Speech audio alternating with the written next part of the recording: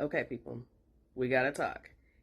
It's been a long time since we've had a meeting, and we are long overdue.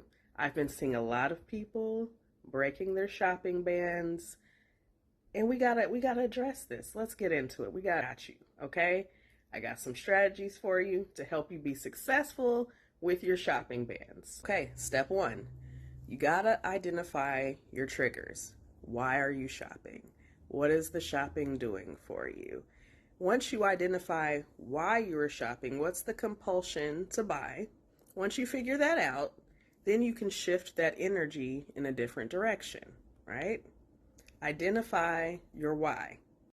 Number two is that we have to substitute that high, right? So shopping usually gives us a little dopamine hit. When we find something, when we get something we've been wanting, we get a little dopamine boost, right? So we've got to substitute that dopamine boost. Now, this can get tricky because, again, you want to substitute the dopamine boost with something else healthy or healthier than the spending the money that you probably shouldn't be spending, right? So let's not turn to something else that is equally as bad of a habit. Let's try to find something healthy to replace, not reduce, replace that dopamine high. Number three is to use visual reminders. So, you might be like a post-it note on the mirror kind of person, a written, a dry erase marker on the mirror kind of person. Maybe you put a note as the background or the screensaver on your phone, something to visually remind you of your goal and why you're doing this, right? Like what is the reason that you are on a ban in the first place? So give yourself a visual reminder of your goals.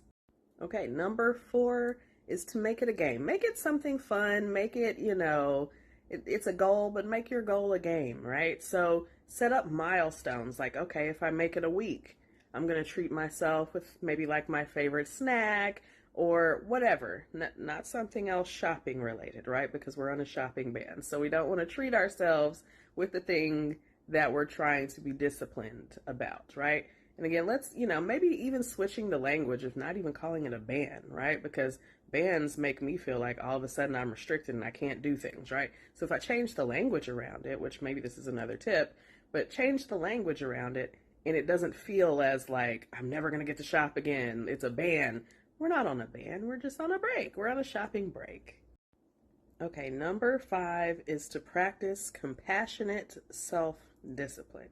So what that means is if you slip, if you fall, don't spiral out of control. Catch yourself and reflect on, okay, what happened here? Remind yourself that this isn't a punishment. You're just taking a break for discipline reasons. Maybe it's for financial, your budget reasons, not regions. It's for budget reasons, right? So, or for whatever reason, right? Maybe you need to take some time and save some money. Maybe you need to, maybe you're trying to accomplish other things financially and you need to take a break. So just remind yourself, like, I'm not punishing myself. I'm being disciplined so I can achieve some other goal.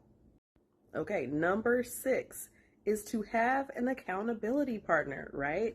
So some of y'all, you have spouses, boyfriends, girlfriends, whatever, that make great accountability partners. Now, you usually don't want to take them shopping because they real restrictive, right? They real accountable, or keep you real accountable, right? They will remind you with the quickness that you're not supposed to be shopping or how much are you spending or, take that person. If you're really serious about it, take that person with you because you know that they're going to keep you in track and keep you online.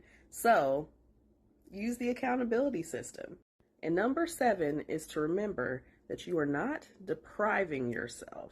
You are building discipline. One of the biggest things about this for me is learning to keep boundaries with yourself. This is a very important thing in your relationship with yourself. When you give yourself boundaries and limits, do you actually stick to them or do you break those things? And what does that mean even more deeply? When I don't keep my promises to myself, what does that really mean? And so remember, again, this isn't punishment. You're not deprived. We're just taking a little break. just for other reasons so we can maybe build ourselves in other ways, right? Maybe we need to build ourselves up more financially. Maybe we need, whatever the thing is, whatever your goal is, remember that and remember that you're just being disciplined and boundary with yourself, which is a skill we all need to have.